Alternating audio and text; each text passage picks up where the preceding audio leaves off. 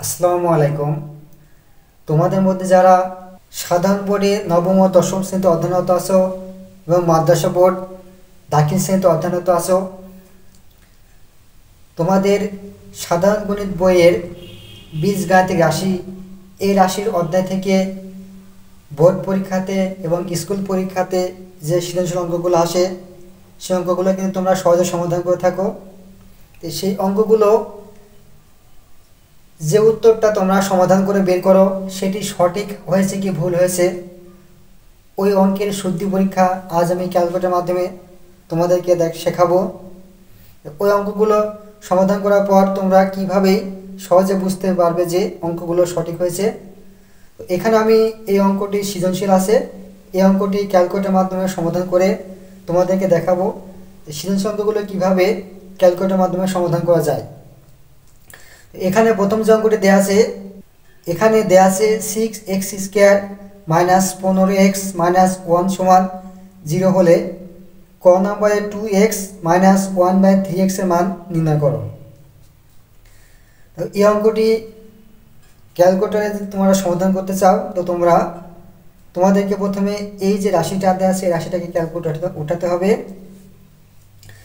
চলো আমরা ক্যালকুলেটর উঠিয়ে ক 2x - 1/3x এর মান নির্ণয় করতে বলছে, আমি এটা নির্ণয় করে দেখি যে এটার মান কত আসে।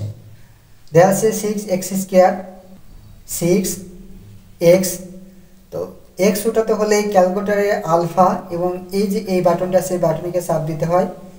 6x² আছে, আমরা এখানে শুধু x উঠেছি, এবার স্কোয়ার উঠাবো।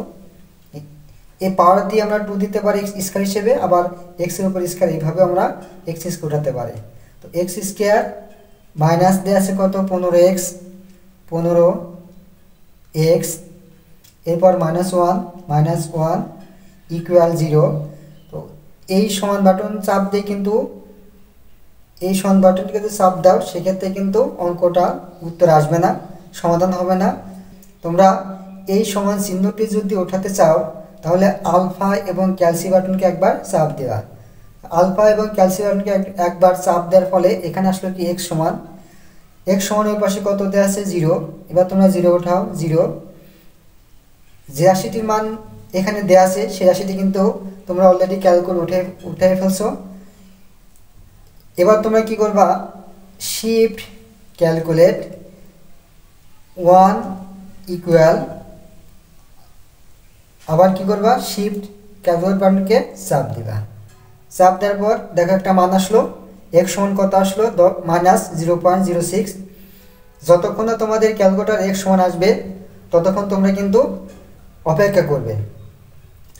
আমরা x সমান কীভাবে নিয়ে আসলাম, এই মানটিকে উঠিয়ে শিফট ক্যালকুলেট 1 = আবার শিফট ক্যালকুলেট বাটনকে প্রেস করলাম। তো প্রেস করার পর এখানে দেখো আসলো কি x সমান -0., এটা কত আসলো, এটা কি আসলো, এটা কিন্তু কখনোই x এর ভ্যালু না। তো এখানে কত আসছে এটা তোমরা কখনোই বিবেচনা করবা না। এবার তোমাদের মান বের করতে হবে কিসের, দেখো 2x - 1/3x এর মানটা বের করতে হবে। তো এবার তোমরা এই মানটি যে মানটি বের করতে হবে সেই মানটিকে ক্যালকুলেটরে উঠাও। দেওয়া আছে কি 2x, তারপর দেওয়া আছে -1/3x। তো এখানে কোনো ফার্স্ট ব্র্যাকেট দেওয়ার কোনো প্রয়োজন নাই। 2 - 1 দেখো 1 ভাগ, তোমরা এই ভাগ চিহ্নতে উঠাতে পারো, আবার এই বিভাজ্য চিহ্নতে উঠাতে পারো। ভাগ চিহ্ন উঠাতে হয় দুইটা পদ্ধতিতে উঠানো যায় ক্যালকুলেটরে, একটা হচ্ছে এই ভাগ চিহ্ন, আবার হচ্ছে এই বিভাজ্য এই বাটনের সাহায্যে। তো আমরা এই ভাগ চিহ্নের সাহায্যে ভাগ উঠালাম। 2x - 1 কি দেওয়া আছে 3x, 3 আলফা x। তো যে রাশিটির মান বের করতে বলছে সেই রাশিটি কিন্তু আমরা ক্যালকুলেটরে দেখো ইনপুট করছি। এবার আমরা এই মানটা কত সেটা বের করব। এর জন্য কি করব, আমরা এই যে সমান যে বাটনটা আছে এই বাটনটিকে একবার প্রেস করব। দেখো প্রেস করার ফলে কত আসলো 5।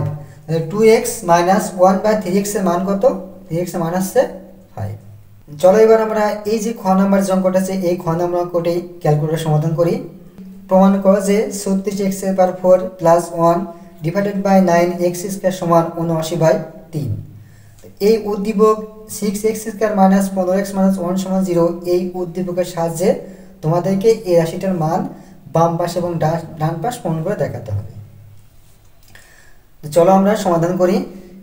6x² মাইনাস 15x মাইনাস কত minus 1 equal 0 shift calculate 1 equal shift calculate. তো x সমান দেখো কত আসলে মাইনাস 0.06। তো এবার মান বের করতে হবে কিসের, বাম পাশে দেওয়া আছে কি 36x/4 প্লাস 1। তো তোমরা কি করবা, দেখো উপরে দুইটা রাশি আছে এজন্য তোমরা একটা ফার্স্ট ব্র্যাকেট দিবা, তারপরে 36x/4 লিখবা প্লাস 1 লিখবা, ফার্স্ট ব্র্যাকেটটাকে ক্লোজ করে দিবা। অর্থাৎ উপরে যে রাশিটি থাকবে সেই রাশিটিকে ফার্স্ট ব্র্যাকেট দিয়ে আবদ্ধ করবা। এবার নিচে যেটা আছে সেটাকে এভাবে রেখে দেবা। যদি আবদ্ধ না করো সেই ক্ষেত্রে কিন্তু কখনোই অঙ্কটি হবে না। তো আমরা দেখো ফার্স্ট ব্র্যাকেট আবদ্ধ করছি 36x/4 প্লাস 1, এরপর আছে কি ভাগ 9x²। দেখো উপরে দুটো রাশি আছে বলে আমরা এটাকে আবদ্ধ করছি, কিন্তু নিচে একটা রাশি আছে এখানে আমরা এটাকে এভাবে মুক্ত রাখবো। 36x/4 plus 1 first bracket close ভাগ 9x² সমান কত আসলো, 26.333। তো এটা হচ্ছে দশমিক ভগ্নাংশ। তো অঙ্কের ক্ষেত্রে কিন্তু কখনো দশমিক ভগ্নাংশ দিয়ে উত্তর দেওয়া থাকে না। এখানে দেওয়া আছে কত দেখো 79/3 দেওয়া আছে। তো এটা দশমিক ভগ্নাংশ, এটাকে যদি তোমরা সাধারণ মানুষের ভগ্নাংশে নিয়ে যেতে চাও 26.3333, এই দশমিক ভগ্নাংশকে যদি তোমরা সাধারণ ভগ্নাংশে রূপান্তর করতে চাও তোমরা AB/C এই বাটনটিকে প্রেস করলে কিন্তু এই দশমিক ভগ্নাংশটা সাধারণ ভগ্নাংশে রূপান্তর হবে। তো আমরা প্রেস করে দেখি যে এটার মান কত আসে। কত আসলো না, কিন্তু সব রাশির মান আসলে আসে না। তো তোমরা কি করবা, এই 79কে 3 দ্বারা ভাগ করে দেখবা এটার মান কত হয়। 79/3 দেখো কত আসছে 26.333। আমরা ক্যালকুলেটরে সমাধান করে পেয়েছিলাম কত 26.3333। তো 79/3 এর মানও কিন্তু 26.333। তাহলে আমরা 26.333 সমান লিখতে পারি কত 79/3। তাহলে এই 36x/4 plus 1 divided by 9x সমান 79/3। তাহলে বাম পাশ সমান ডান পাশ কিন্তু দেখো আমরা সহজে কিন্তু ক্যালকুলেটরের মাধ্যমে প্রমাণ করে দেখালাম। এবার আমরা এই যে গ নাম্বার যে অঙ্কটি আছে এই অঙ্কটি চলো আমরা সবাই মিলে সমাধান করি। গ নাম্বার অঙ্কটি সমাধান করতে হলে কিন্তু উদ্দীপক যেটা দেওয়া আছে সেটাকে আমাদের ব্যবহার করতে হবে। উদ্দীপকে আছে 6x² minus 15x minus 1 equal 0। যে রাশিটি দেওয়া আছে সে রাশিটি দেখো আমরা ক্যালকুলেট উঠাচ্ছি। এবার তোমরা shift calculate 1 equal shift calculate বাটনগুলো প্রেস করবা। দেখো প্রেস করার পর x সমান একটা মান আসবে।